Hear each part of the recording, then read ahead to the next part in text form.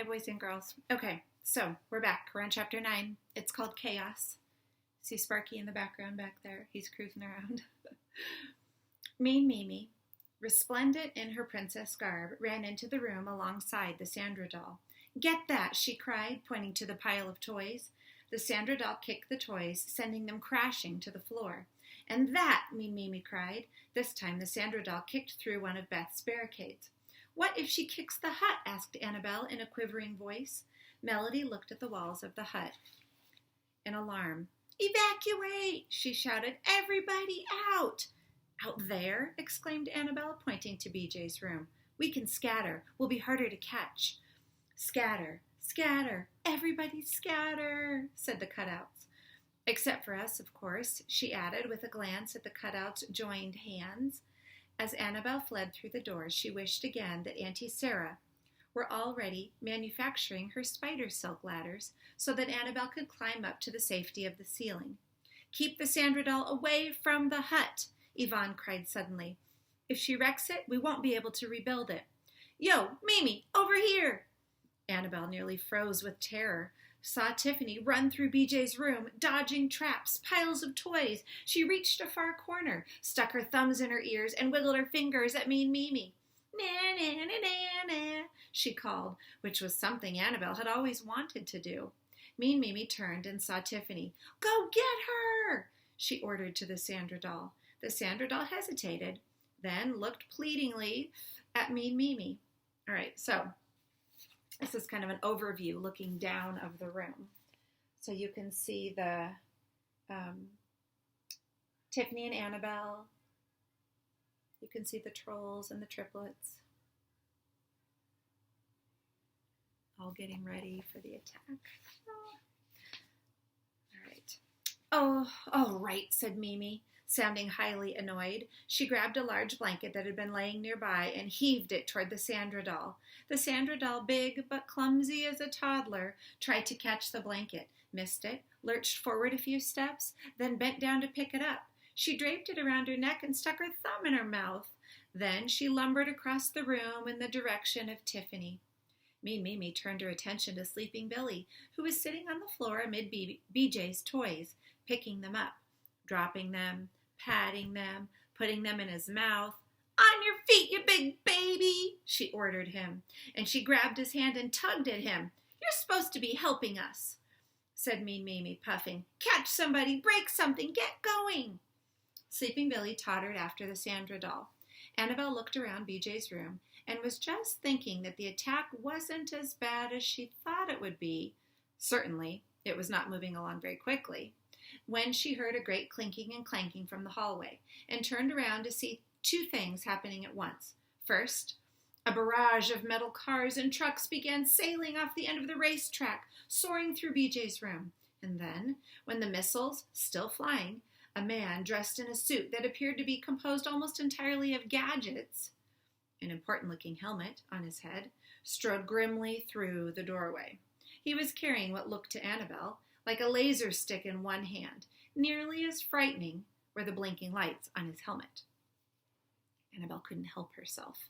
She let out a scream, and for a few seconds, everyone in BJ's room stopped what they were doing. And in those quiet seconds, Annabelle realized that the fighting man's helmet wasn't just blinking.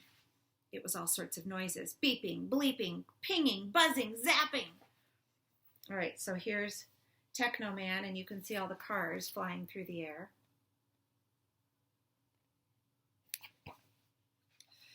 Oh, man. Annabelle hid her eyes, and suddenly, chaos. Annabelle opened her eyes in time to see the missiles begin to land in the room. They knocked toys off BJ's shelves. They smashed into the drawings tacked to the wall, and one ripped the corner off a baseball poster. Another put a nick in the headboard of the bed. One slammed into Yvonne and knocked her off her feet. One popped the top off the lizard's cage. And one soared toward Tiffany. Duck! Shrieked Annabelle, and Tiffany dropped to the ground as a fire truck shot toward her head. Moments later, a Jeep landed in the middle of the room and skidded into Mean Mimi, causing her to fall backward and land on her bottom. Annabelle would have laughed if she hadn't been so frightened. Calm, calm, everybody calm, Annabelle heard the cutouts sing. Oh, be quiet, said Mean Mimi. Jealous, she's jealous, always jealous. Sandra, Sleeping Billy, Techno Man, cried Mean Mimi. Doesn't anybody remember what we talked about? Sleeping Billy made his way across the room to the Sandra doll then, who took his hand. That's right, teamwork, said Mean Mimi. The Sandra doll and Sleeping Billy turned woodenly and began marching through the room, not bothering to step over anything in their way. They trod on plastic animals, kicked the rest of the barricades down. They narrowly missed trampling Beth, who was helping Yvonne to her feet. Then Annabelle saw that they were headed for the Lego hut. Okay, so here's the chaos. You can see Yvonne down here. There's Mean Mimi, flat on her back. Tiffany, called Annabelle, help! Tiffany started across the room, but was stopped by Technoman. He stepped in front of her, feet planted solidly apart, holding his weapon in both hands. Not one more step, missy, or I'll blast you, he said. Tiffany looked at the beeping helmet. She looked at the laser. Then she looked at Technoman, right in his eyes, and said, Okay, go ahead. There are so many advantages to being plastic, thought Annabelle. Technoman glanced at Mean Mimi, who glared at him until he said, oh, as if he just remembered something, and then he turned and ran out of the room. As soon as he was gone, Tiffany continued in the direction of the Lego hut. She moved much faster than the Sandra doll and Sleeping Billy, and she reached it several seconds before they did. Then she stood by the doorway to the hut, put her hands on her hips, and sang, Ta-ra-ra-boom-dee-ah. I lost my pants today. I found them yesterday. Ta-ra-ra-boom-dee-ah. Annabelle's mouth dropped open. And then so did Mean Mimi's. But the PJ Party Pals, the Troll Twins, and even the cutouts began to laugh. And then so did the Sandra doll and Sleeping Billy. Be quiet, Mean Mimi said furiously. But only the Sandra doll obeyed her. Mean Mimi ran from the room. As soon as she was out of sight, the Sandra doll began to laugh again. But all the laughter stopped abruptly when there was another commotion in the hallway outside BJ's room. And then something happened so fast that later Annabelle had trouble describing it, even though she'd seen it with her own 2 eyes. So look, here's Tiffany being silly and saying she has no pants on, which I guess she doesn't. From the hallway, Annabelle heard the rumble of a motor, the honking of a toy car, and then a large pink VW Beetle zoomed into the room with Technoman in the driver's seat. His helmet beeping and ringing. Behind the car was Mean Mimi, holding a complicated-looking box with which Annabelle realized she was controlling the car. The car bumped over everything in its path. It crunched over toys, markers, and paper. It knocked Sleeping Billy to the ground, and he fell asleep in an instant. Just when Annabelle was sure Mean Mimi was going to crash the car into the hut, Technoman leaped out of the driver's seat and snatched up Penny. Gotcha! He cried. Help! Yelled Penny. After them! Shouted Melody. And she and Tiffany and Yvonne and Beth and Waterfall and even Annabelle began to chase the car. They might actually have caught up with it, Annabelle thought. But in the confusion, Mimi steered the car into the lizard's cage. Penny escaped, and Technoman lost his helmet. As the helmet tumbled to the ground, Annabelle gasped. The beeping and pinging stopped, and Annabelle saw that Technoman wasn't an action figure after all. He was an ordinary baby doll, just wearing a fancy costume. His weapon was a toy.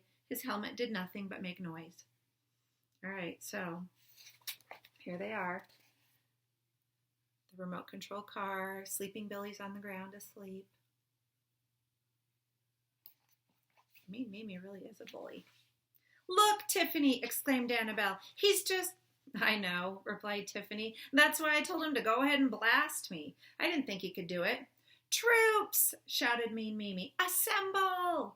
Annabelle looked at Sleeping Billy napping on the floor, at Technoman patting his crew cut, at the Sandra doll, who was still giggling over Tiffany's song. I said assemble! Mimi hurried across the room to Sandra doll and snatched away her blanket. Come here! The Sandra doll whimpered, but turned and followed Mean Mimi. And Annabelle her eyes large, suddenly whispered something to Tiffany, who repeated it to Penny, Yvonne, and Beth. In a flash, Tiffany and the PJ Party Pals had ambushed Mimi and stolen the Sandra doll's blanket. "Now try telling her what to do," Melody said to Mimi. "Order the Sandra doll around now." "Get over here, Sandra," Mimi said. But the Sandra doll only gazed longingly at her blankie, which the PJ Party Pals were holding. "She wants her blankie," Annabelle said, surprising herself. "She won't do anything you tell her unless you give her the blankie. Will she, Mimi? You can't control her." "Oh, no, you can't. Oh, no, you can't. You can't control her," sang the cutouts. "All you have to do..." Oh, here's Techno Man without his helmet. So they're uncovering all of Mean Mimi's tricks. "All you have to do," Annabelle said to the PJ Party Pals, the Troll Twins, and the cutouts, "is let the Sandra doll have her blankie and be nice to her. She'll listen to you." "Well, well, Techno Man," Mean Mimi began to splutter. "You can't control him either," said Annabelle. "You never could. Techno Man likes to show off, but he's not really an action figure, so nobody has any reason to be afraid of him." "Get back here, Techno Man," Mean Mimi shouted. But Techno Man was slinking through the door into the hallway. He gave a small wave over his shoulder and disappeared. "Sleeping Billy will still do whatever I tell him," said Mimi. Everyone looked across the room to where Sleeping Billy lay in his bed of toys. The Sandra doll was sitting next to him, trying to cover him with her blanket. "I have a feeling," said Annabelle quietly, "that Sleeping Billy just wants to be with the Sandra doll." "Nice army," Waterfall said to Mimi. Mean Mimi began to flounce out of the room. She was only halfway across it when Yvonne shrieked. "Oh, no," said the cutouts. "Beware of the lizard." That was when Annabelle saw BJ's lizard slither over the top of the cage and disappear into the chaos of the room. All right, so here's the PJ Party Pals with Sandra's blankie. And then here's her little hand reaching for her blankie.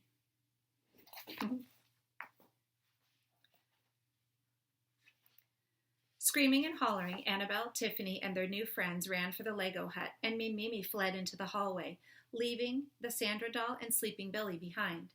Annabelle watched the Sandra doll tug at Sleeping Billy and help him out of the room. All was quiet at last, except for the sounds of many crickets chirping. All right, so here's the lizard that escaped the cage.